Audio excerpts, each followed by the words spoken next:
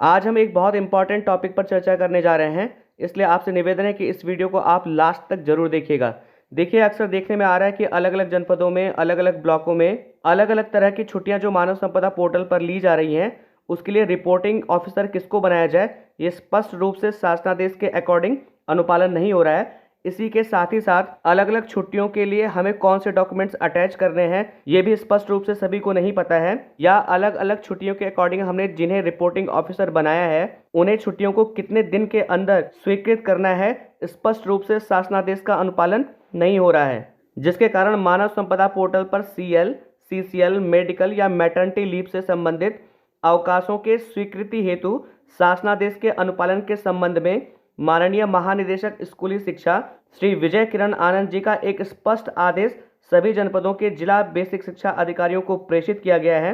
अब आइए सीधे टॉपिक पर बात करते हैं। इसमें सबसे पहले हम बात करेंगे कि आकस्मिक अवकाश यानी कि कैजुअल लीव के लिए क्या स्पष्ट आदेश है। तो देखिए, यहाँ पे लिखा है कि आकस्मिक अवकाश के संदर्भ में राज्य स्तर पर गत नवंबर माह का विश्लेषण करने पर यह पाया गया है कि प्रतिमाह खंड शिक्षा अधिकारी स्तर पर औसतन 675 आवेदन प्राप्त हो रहे हैं। देखिए, आकस्मिक अवकाश के संदर्भ में जब पूरे राज्य का एक औसतन आंकड़ा इकट्ठा किया गया तो पाया गया कि हर महीने में खंड शिक्षा अधिकारी के स्तर पर 675 आवेदन प्राप्त हो रहे हैं। यहाँ पर आप बात समझिएगा, यानी कि जो सभी अध्यापकों के लिए हर ब्लॉक में कैजुअल लीव के लिए जो एप्लीकेशंस आ रही हैं, उसका जो एवरेज है वो 675 है। इसमें आगे लिखा गया कि यह भी दृष्टिगोचर हुआ है कि 4 दिन से कम के आकस्मिक अवकाश भी खंड शिक्षा अधिकारी को आवेदित किए जा रहे हैं। यानी कि जो अध्यापक 4 दिन से कम का कैजुअल लीव ले रहे हैं, उसके लिए भी उन्होंने अपने खंड शिक्षा अधिकारी को रिपोर्टिंग ऑफिसर बनाया है, जो कि उचित नहीं है। देखिए, शासनादेश के अकॉर्डिंग अगर आप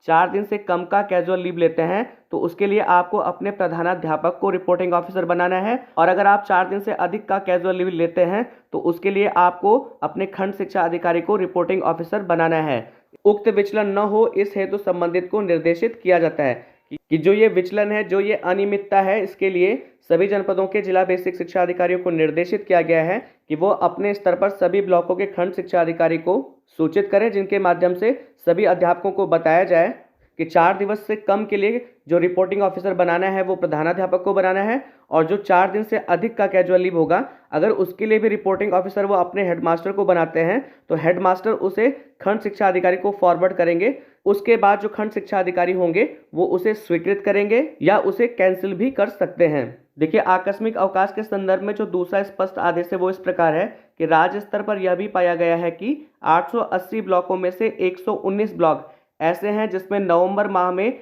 100 से भी कम आकस्मिक अवकाश हेतु माह नवंबर में आवेदन किया गया है, जो कि राज्य स्तर के प्रति माह प्रति ब्लॉक औसत आवेदन 675 से अत्यंत कम है, जिससे स्पष्ट होता है कि उक्त 119 ब्लॉक में मानव संपदा के माध्यम से अवकाश लेने का अंगीकरण पूर्ण रूप से नहीं हो पाया है। अतः कड़ाई से अनुपालन करते हुए आकस्मिक अवकाश मानव संपदा के माध्यम से ही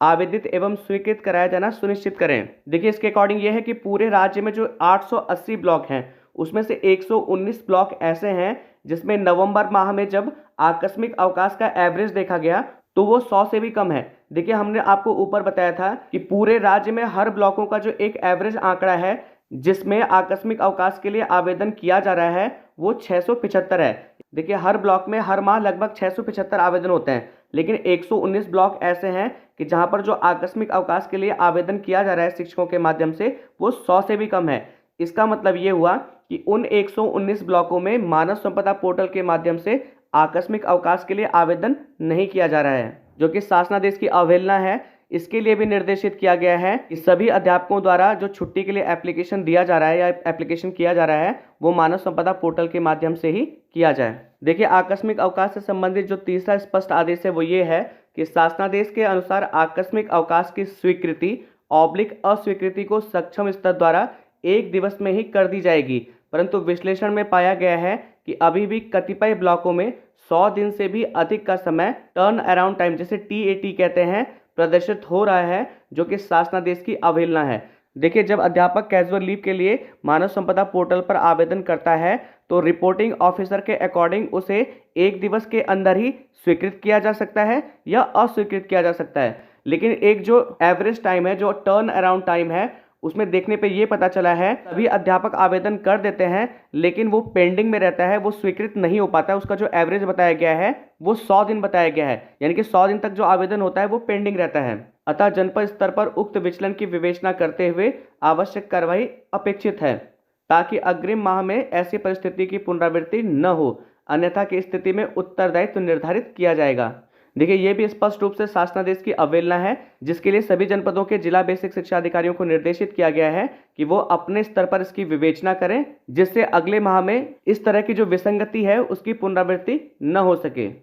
अब आइए चिकित्सा अवकाश के संबंध में जो स्पष्ट आदेश है उसे देख लेते हैं। इसमें लिखा गया है कि चिकित्सा अवकाश के संबंध में शासनादेश के अनुसार निहित प्राविधानों के अनुसार प्रत्येक स्थिति में चिकित्सा प्रमाण पत्र अपलोड होने के 2 दिवस में खंड शिक्षा अधिकारी आवेदन पर संस्तुति सहित अग्रसारण अथवा आपत्ति कर सकेंगे। देखिए, जब भी अध्यापक चिकित्सा अवकाश के लिए आवेदन करता है, तो जब वो चिकित्सा प्रमाण पत्र अपलोड करता है यानी कि अटैच करता है, तो 2 दिवस के अंदर खंड शिक्षा अधिकारी संस्तुति सहित उसको अग्रसारित कर सकते हैं, या अगर कोई डॉक्यूमेंट सही अटैच नहीं है तो उस पर आपत्ति कर सकते हैं। तत्पश्चात खंड शिक्षा अधिकारी द्वारा जब उसे फॉरवर्ड किया जाएगा, तो ये जो आवेदन है वो जिला बेसिक शिक्षा अधिकारी के पोर्टल पर दिखने लगेगा, जहां पर भी अनुमोदन या आपत्ति के जो अधिकतम सीमा बताई गई है 2 दिवस की बताई गई है। यानी कि जो जिला बेसिक शिक्षा अधिकारी होंगे वो भी 2 दिवस के अंदर उस पर आपत्ति लगा सकते हैं या उसका अनुमोदन कर सकते हैं। परंतु विश्लेषण में पाया गया है कि अभी भी कतिपय ब्लॉकों में 200 से अधिक दिनों का टर्न अराउंड टाइम देखा गया है। यानी कि अभी भी शिक्षकों द्वारा मेडिकल अवकाश के लिए जो आवेदन किया गया है उसका जो टर्न अराउंड टाइम है वो 200 दिन से भी अधिक दिखाई दे रहा है। यानी कि अभी भी शिक्षकों का जो मेडिकल अवकाश है वो स्वीकृत नहीं किया गया है, यानी कि अभी भी जो ट्रांसपेरेंसी है वो नहीं है। अतः जनपद स्तर पर उक्त विचलन की विवेचना करते हुए आवश्यक कार्रवाई अपेक्षित है, ताकि अग्रिम माह में ऐसी परिस्थिति की पुनरावृत्ति न हो, अन्यथा की स्थिति में उत्तरदायित्व निर्धारित किया जाएगा। इसके लिए भी निर्धारित किया गया है कि जो टर्न अराउंड टाइम 200 दिन से अधिक का दिखा रहा है वो पारदर्शिता की कमी है, अतः इसकी विवेचना करते हुए भी इस समस्या को सॉर्ट आउट किया जाए। अब आइए तीसरे नंबर पर बाल या देखभाल अवकाश यानी कि CCL की स्वीकृति और अस्वीकृति के लिए जो स्पष्ट आदेश है वो क्या है। देखिए, जब भी कोई अध्यापिका बाल देखभाल अवकाश के लिए आवेदन करती है तो उसके लिए भी यही रूल है कि खंड शिक्षा अधिकारी 2 दिन के अंदर संस्तुति सहित अग्रसारण करेंगे या उस पर आपत्ति लगा सकते हैं। उसके बाद खंड शिक्षा अधिकारी इस आवेदन को जो अग्रसारित कर रहे हैं वो जिला बेसिक शिक्षा अधिकारी के पोर्टल पर दिखेगा। वहां पर भी जो जिला बेसिक शिक्षा अधिकारी होंगे वो 2 दिन के अंदर उस पर अनुमोदन या आपत्ति दे सकते हैं। इसकी भी जो अधिकतम सीमा है वो 2 दिन की है, लेकिन इसके लिए जो टर्न अराउंड टाइम है वो 50 दिन से भी अधिक का शो हो रहा है। यानी कि 50 दिन तक जो अध्यापिकाएं हैं उनका जो CCL का आवेदन है वो पेंडिंग शो करता है। इसके लिए भी स्पष्ट आदेश है कि इस टर्न अराउंड टाइम को सही किया जाए और छुट्टी को स्वीकृत या अस्वीकृत किया जाए। इसके अलावा इसमें एक स्पष्ट आदेश और भी है। यह भी पाया गया है कि कतिपय खंड शिक्षा अधिकारी द्वारा शिक्षकों द्वारा आवेदित अवकाश बिना किसी टिप्पणी के अस्वीकार कर दिए जाते हैं, जो कि अपारदर्शिता का द्योतक है एवं शासनादेश का उल्लंघन है। देखिए, क्या हो रहा है कि कई ब्लॉकों में जो खंड शिक्षा अधिकारी हैं वो शिक्षकों के आवेदन को बिना किसी टिप्पणी के अस्वीकृत कर दे रहे हैं, कोई कारण नहीं बता रहे हैं कि हमने अस्वीकृत क्यों किया, जिसके कारण से अध्यापकों को BRC के कई चक्कर लगाने पड़ रहे हैं। यह भी एक अपारदर्शिता का द्योतक है और शासनादेश का उल्लंघन है। अतः कोई भी अवकाश अस्वीकृत करते समय टिप्पणी अवश्य इंगित करें। इसलिए स्पष्ट आदेश है कि जब भी खंड शिक्षा अधिकारी किसी छुट्टी को अस्वीकृत करे तो उस पर टिप्पणी अवश्य दें, जिससे कि संबंधित को उक्त हेतु जानकारी हो सके कि किस दस्तावेज का किस अभाव में उसका आवेदन निरस्त किया गया है, ताकि अध्यापक को पता चले कि हमारे किस डॉक्यूमेंट में कमी थी, कौन सा डॉक्यूमेंट हमारा गलत था जिसकी वजह से हमारा आवेदन निरस्त हुआ, जिसको वो आगे सही कर सके। देखिए, अंत में इसमें एक इम्पॉर्टेंट बात और कही गई है। हाल में राज्य में 12,733 शिक्षकों प्रति जनपद लगभग 150 के IVRS कॉल के माध्यम से मानव संपदा के माध्यम से अवकाश आवेदन का अंगीकरण तथा अवकाश स्वीकृति हेतु अनावश्यक विलंब व शोषण से संबंधित प्रश्न पूछे गए।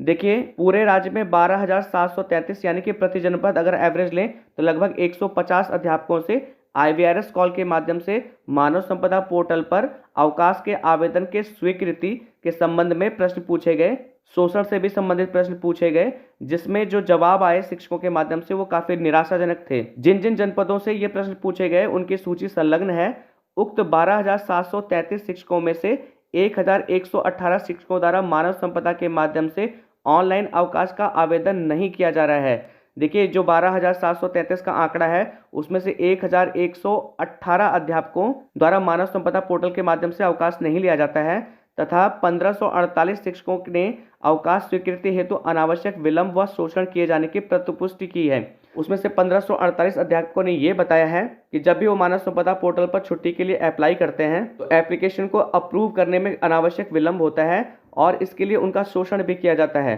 अतः जनपद स्तर पर उक्त विचलन की विवेचना करते हुए आवश्यक कार्यवाही अपेक्षित है ताकि अग्रिम माह से ऐसी परिस्थिति की पुनरावृत्ति न हो, अन्यथा की स्थिति में उत्तरदायित्व निर्धारित किया जाएगा। तो इसके लिए भी स्पष्ट रूप से सभी जनपदों के जिला बेसिक शिक्षा अधिकारियों को निर्देशित किया गया है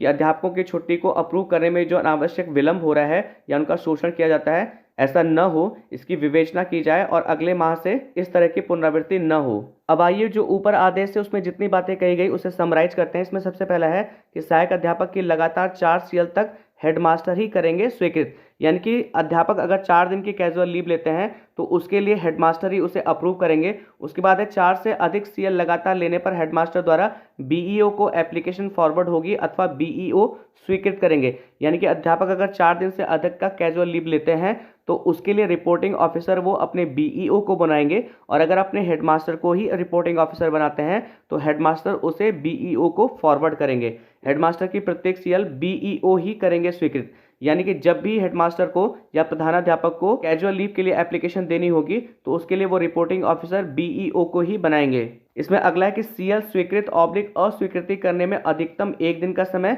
निर्धारित है कि प्रदेश स्तर पर एवरेज 100 दिन का है। कि CL को अप्रूव या रिजेक्ट करने का जो मैक्सिमम पीरियड है वो 1 दिन का है, लेकिन जो पूरे प्रदेश का एक एवरेज आंकड़ा है वो लगभग 100 दिन का है। इसमें अंतिम है कि मेडिकल CCL अवकाश पर अधिकतम 2 दिन में BEO और तत्पश्चात 2 दिन में BSA को करनी होगी कार्रवाई। कि देखिए जब भी मेडिकल या CCL के लिए एप्लीकेशन होगा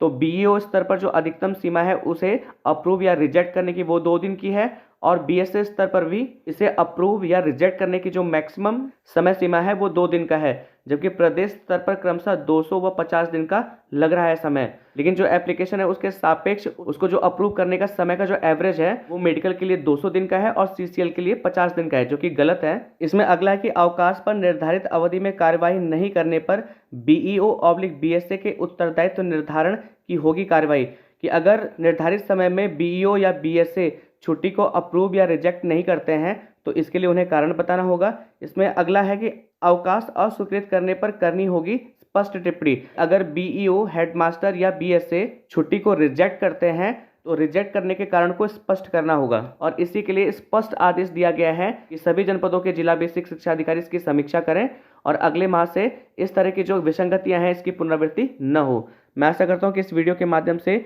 जो भी बातें आपको बताई गई, जो भी शासनादेश के अकॉर्डिंग नियम बताए गए वो आपको स्पष्ट हुए होंगे। अगर आपको मेरा वीडियो पसंद आया तो आपसे निवेदन है कि इस वीडियो को लाइक, शेयर, कमेंट जरूर करें। चैनल को सब्सक्राइब करें ताकि विभाग से संबंधित जो और भी न्यूज़ है वो प्रॉपरली आपको टाइम से मिलती रहे। वीडियो देखने के लिए आप सभी लोगों का बहुत बहुत धन्यवाद।